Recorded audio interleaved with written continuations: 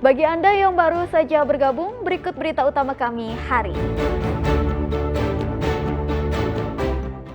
Bermain bersama 4 temannya, seorang bocah di Ngawi hanyut dan hilang di aliran Sungai Bengawan Solo.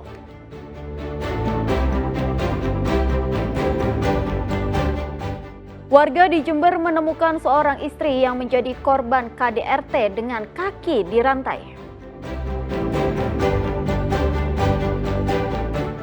Melihat perjalanan Umar Patek, napi teroris perakit bom yang kini menjadi peracik kopi.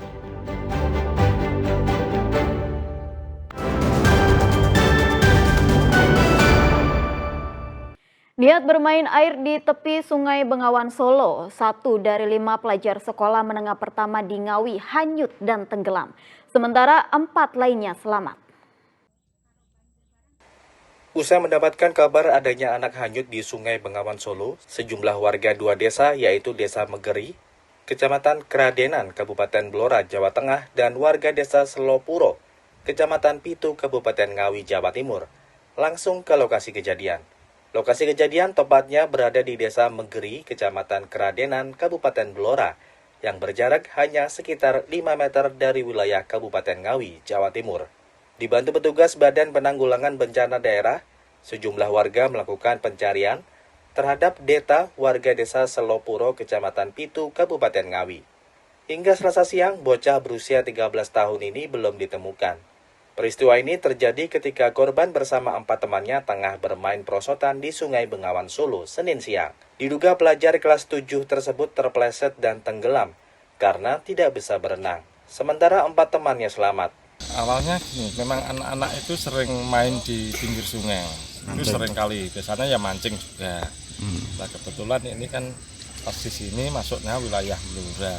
Nah tadi berdasarkan informasi yang kita terima, ini lokasinya main perosotan, main pelorotan di sini, terus tenggelam, terus saksi mata itu tenggelamnya agak ke bawah ke sana, karena ini kan airnya kan ini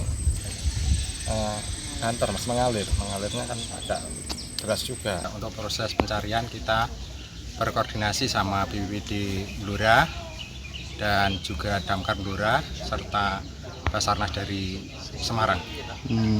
Hingga saat ini Pak, di lokasi seperti apa kondisinya Pak? Untuk saat ini di lokasi kita sudah terjunkan 1 LCR dari Sarsikatan. Dari Ngawi ya? Ya, dari Ngawi. Emang itu jaraknya berbatasan Pak, cuma berapa meter Pak dari TKP itu? Untuk jarak perbatasan dari Ngawi Blora itu sekitar 5 meter. Ya, 5 meter. Jadi tetap nanti diserahkan ke pihak Jawa Tengah ya? Betul, ya, wilayah hukum Jawa Tengah. Sambil menunggu petugas BPBD dari Blora dan Basarnas Semarang, tim SAR Ngawi dibantu warga masih melakukan pencarian anak satu-satunya pasangan Catur Haryanto, 41 tahun, dan Velia Diah Trisnawati. Dirgo Suyono melaporkan dari Ngawi.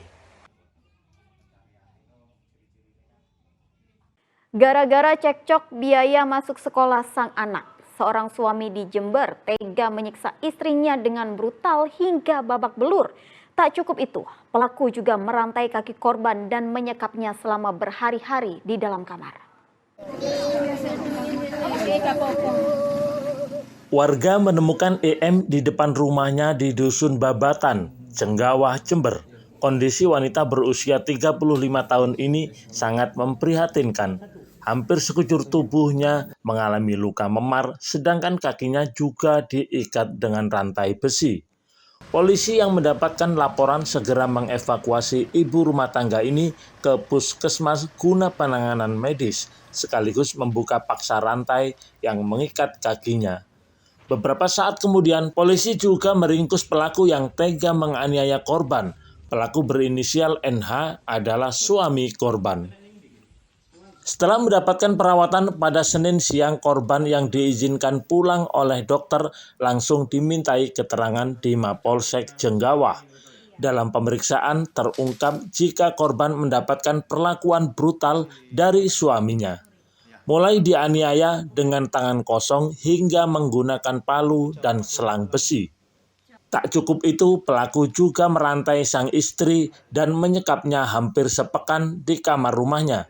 Perlakuan kasar suami didapatkan EM sejak 11 tahun lalu. Motif dari peristiwa ini adalah kekesalan pelaku karena korban menanyakan biaya masuk SD untuk anak kedua mereka. Tak cukup itu, pelaku juga merantai sang istri dan menyekapnya hampir sepekan di kamar rumahnya. Perlakuan kasar suami sudah dirasakan EM sejak 11 tahun lalu.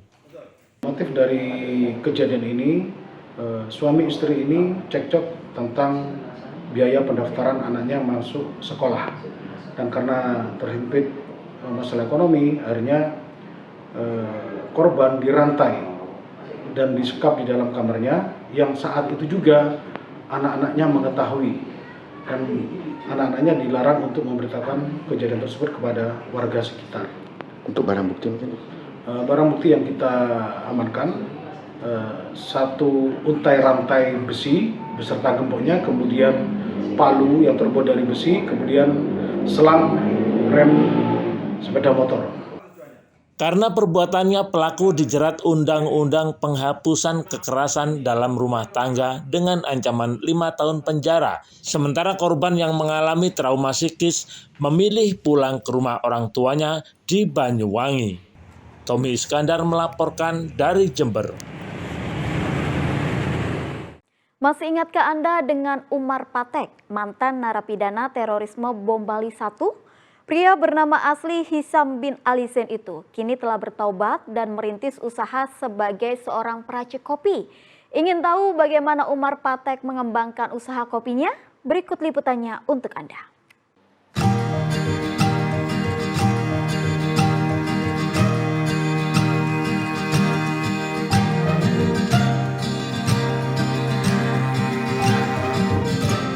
Mantan narapidana terorisme bom Bali 1, Umar Patek, kini telah berubah. Pria bercambang yang dulunya bertugas merangkai bom itu, kini memulai usaha baru meracik kopi. Dalam 1 bulan ini, pria asal Pemalang yang lahir 59 tahun lalu, telah sibuk bekerja sebagai seorang peracik kopi di sebuah restoran di kawasan Ngagel, Kota Surabaya.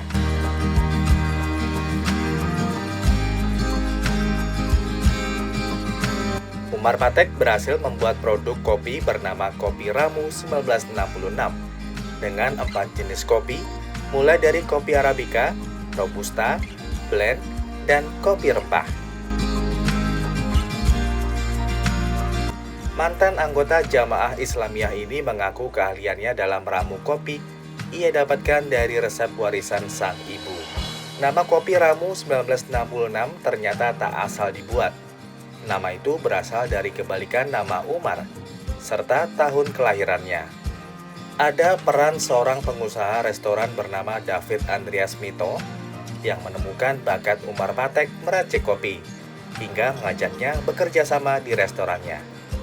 Kopi racikan Umar diakui memiliki ciri khas tersendiri dan enak rasanya, terutama untuk kopi rempah.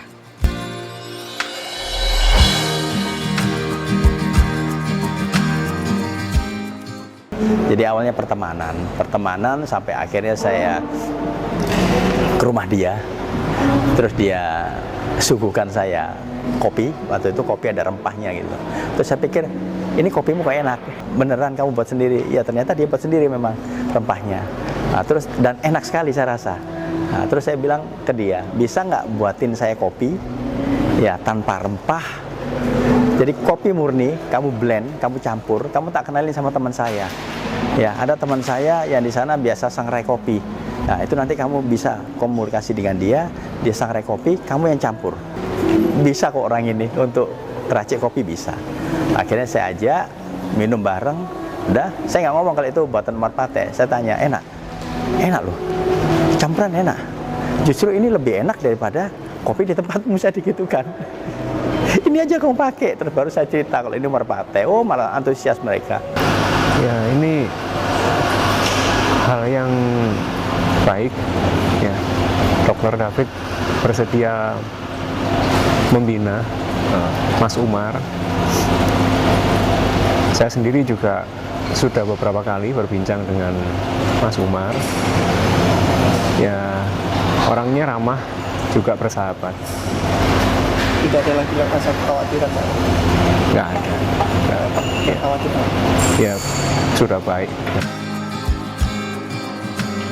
Dengan perubahan jalan hidupnya kini, Umar tak berhenti menyampaikan permintaan maaf kepada seluruh korban dan keluarga tragedi bom Bali 1 yang menewaskan 202 korban jiwa.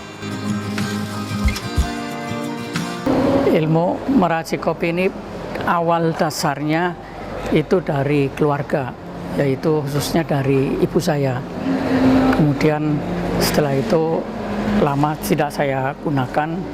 Kemudian setelah dari saya bebas penjara itulah saya ulangi lagi dan kemudian sambil belajar kepada yang lebih profesional tentang meracik kopi. Alhamdulillah saya bertemu dengan Dr. David Andreas Mito dan beliau mengajak saya untuk beliau ini siap menjadi mentor dalam bidang usaha dan beliaulah yang membimbing saya kemudian sampai ke arah yang sekarang ini untuk memproduksi kopi.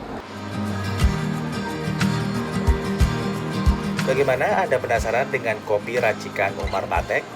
Tak perlu merogoh kocek terlalu dalam, sebab kopi ramuan Umar dibanderol Rp25 hingga Rp30.000 per cangkir. Wahyu Pratama melaporkan dari Surabaya.